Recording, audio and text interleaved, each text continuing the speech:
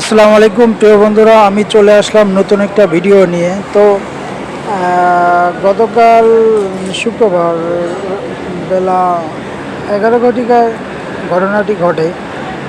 বরিশালের কুত্তা এবং রাজশাহীর কুত্তি কট খেয়েছে। আপনারা ধৈর্য সহকারে ভিডিওটি দেখুন। আর এরকম কাজ যে দুজন করবে, কুত্তা আর কুত্তি করবে, তাদেরকে কঠোর শাস্তি দিতে হবে সমাজের সম্মুখে, জনসম্মুখে। আপনারা কি বলেন? মতামতটা জানা দিবেন সকলেই। সকলেই ভিডিওটি শেয়ার করে সবাইকে দেখার সুযোগ করে দেবেন। সকলে ভালো থাকবেন, সুস্থ থাকবেন। আল্লাহ হাফেজ।